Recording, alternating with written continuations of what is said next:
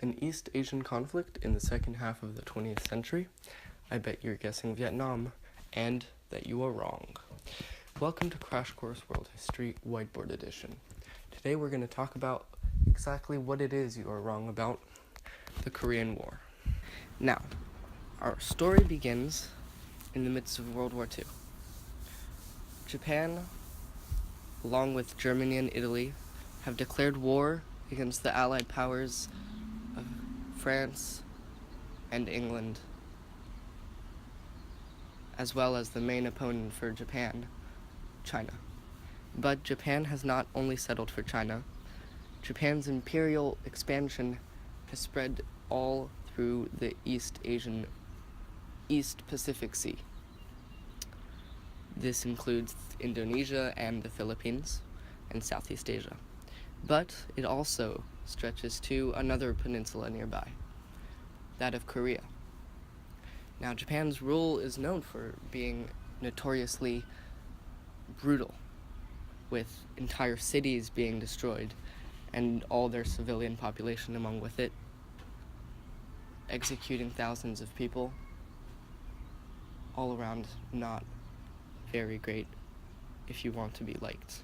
So, obviously, Korea was very not for them.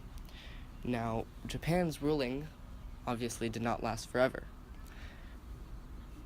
Eventually, with the help of the USSR, the United States, which had entered the war, these two combined powers succeeded in eradicating Japan's presence over the Korean peninsula. This meant that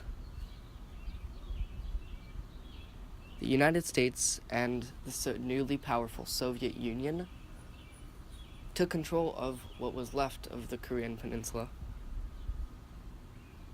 and they split it right down the middle of the 38th parallel, a longitude line that crosses through the middle of the peninsula. Now, in North Korea, there was a communist and USSR-controlled Democratic Republic of North Korea, led by one man named Kim Il-sung. He controlled, in a Stalin fashion, the laws, the politics, and the military, making him the single most powerful man in the northern nation.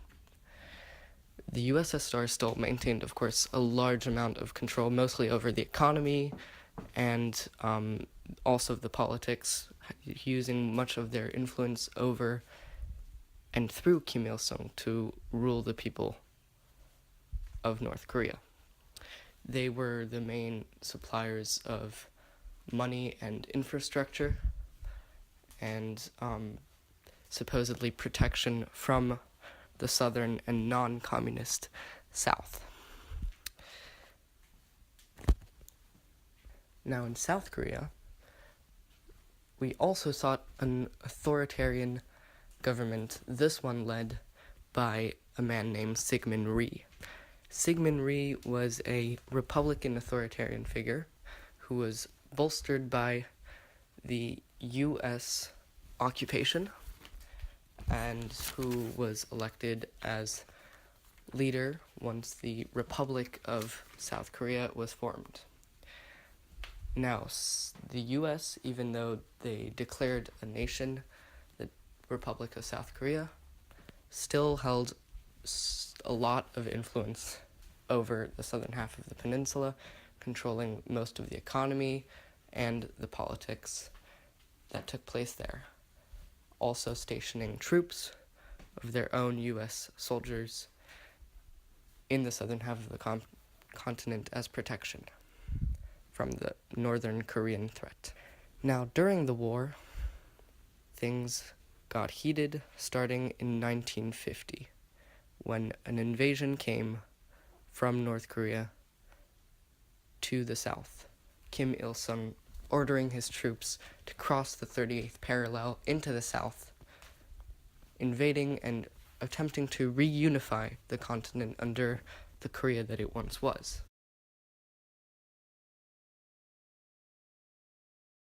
So Kim Il-sung sends his troops south to South Korea and invades part of the southern peninsula. Now the South Koreans have backing from the United States. So the United States at this point is under the President Truman. And he is not too happy that the North Koreans are attacking the South Koreans because it's the height of the Red Scare. And North Korea is communist. And the people of the United States are terrified of communism. So he goes to the UN and asks for a police action so that he can send in the US military without having to actually declare war or have the Congress declare war. So he himself decided to send General MacArthur along with the United States military to support the Southern Koreans and try to repel the North Korean invasion. Now they do exactly that, repelling the invasion, and then they make President Truman makes a decision to decide to reunify the Korean Peninsula, but under the government of South Korea and thus under United States influence. So, General MacArthur with the United States troops and the Southern Korean troops are able to push the North Koreans all the way up to the Yalu River on the border with China. China is obviously not so happy with this because they do not like the idea of the capitalist Americans coming too close to their borders. So China joins the war, supporting the North Koreans and pushing the South Koreans and the Americans all the way back down to the 38th parallel, the original line that divided the peninsula. Now, an armistice is able to be signed, and neither of the two sides gain an edge, and they install a demilitarized zone in which neither of the two, North Korea or South Korea, can have any weapons to ensure security and peace after the 4 million people that died during the Korean War, almost all of them Korean, with many, many Chinese as well. Now, the era that came after was one that saw South Korea succumb to a military authoritarian state, and North Korea stay as a dictatorial communist state under Kim Il-sung and his dynasty. It left Korea a peninsula that had once housed a unified culture split into 2 fragments, with families split apart for those who were not dead.